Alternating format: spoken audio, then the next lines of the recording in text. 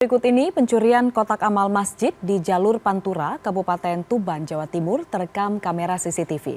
Pelakunya terdiri atas seorang pria dan juga seorang wanita dan juga dua pria.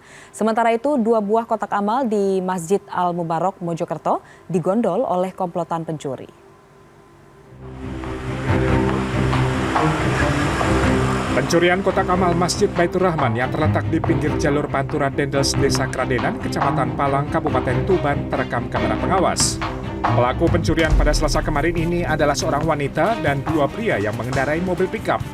Dua pria membawa kotak amal dari dalam masjid ke bak belakang mobil, lalu kabur dengan kendaraan tersebut ke arah Lamongan. Pencurian sudah 4 kali terjadi di lingkungan masjid karenanya pengurus masjid memasang CCTV.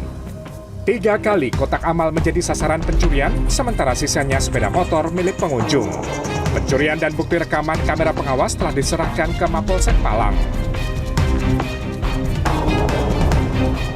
Pencurian juga terjadi di Mojokerto, Jawa Timur. Pencuri yang datang dengan minibus mengambil 2 kotak amal di Masjid Al-Mubarok, Kecamatan Trawulan pada 21 Agustus. Hilangnya kotak amal diketahui pengurus dan takmir masjid ketika salat subuh. 2 kotak amal kemudian ditemukan di sebuah lapangan sekitar 500 meter dari masjid dalam keadaan rusak dan kosong. Sebelumnya kotak berisikan uang yang jumlahnya ditaksir Rp800.000. Takmir Masjid Al-Mubarok sudah melaporkan pencurian ini ke Polsek Trawulan, Kabupaten Mojokerto. Warga dan takmir masjid berharap pelaku segera ditangkap karena meresahkan. Sementara itu, kamera pengawas merekam aksi 2 orang merampas kalung milik seorang wanita yang sedang menyapu halaman di Kecamatan Taman Sidoarjo, Jawa Timur.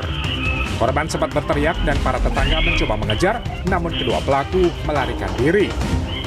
Menurut keterangan saksi mata ketika ditemui pada Rabu siang, ia mengaku melihat 2 pelaku berputar-putar di sekitar lokasi dan menanyakan alamat rumah sebelum melakukan perampasan.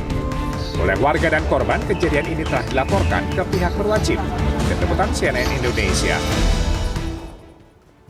Kini kita ke informasi dari sejumlah daerah di tanah air. Yang pertama, musibah kebakaran terjadi di permukiman padat Balikpapan, Kalimantan Timur. Selain menghanguskan 4 rumah, api juga merenggut nyawa seorang remaja berusia 14 tahun.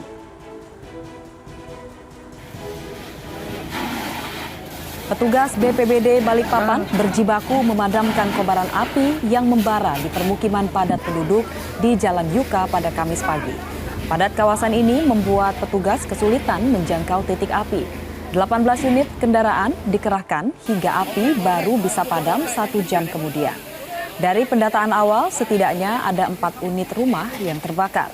Selain itu, seorang remaja perempuan berusia 14 tahun tewas. Petugas menduga korban adalah seorang penyandang disabilitas yang tidak sempat menyelamatkan diri saat kebakaran terjadi. Berikutnya, seorang remaja mencuri kotak amal di Musola Al-Jami'iyah, Jalan Hanjuang, Manggarai Selatan, Jakarta Selatan. Tidak sampai di situ, pelaku juga membakar tirai pembatas antara syaf perempuan dan lelaki yang berada di dalam musola.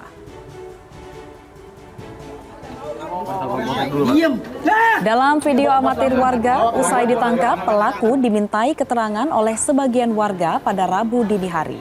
Warga menginterogasi alasannya mencuri kotak amal, bahkan membakar tirai pembatas musola serta 1 sepeda motor.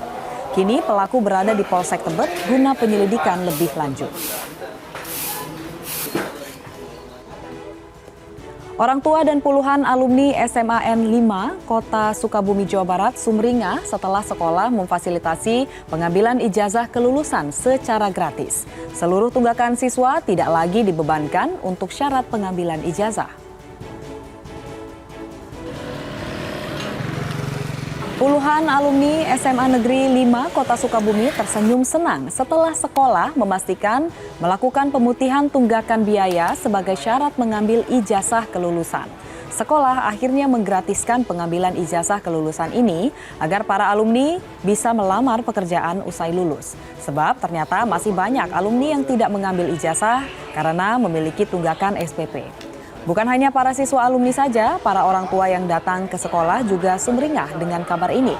Bahkan ada yang anaknya sudah lulus sejak 2017, namun hingga kini ijazahnya belum diambil. Diharapkan dengan dihapuskannya biaya tunggakan ini, alumnus bisa mencari pekerjaan dan memperoleh penghidupan lebih baik.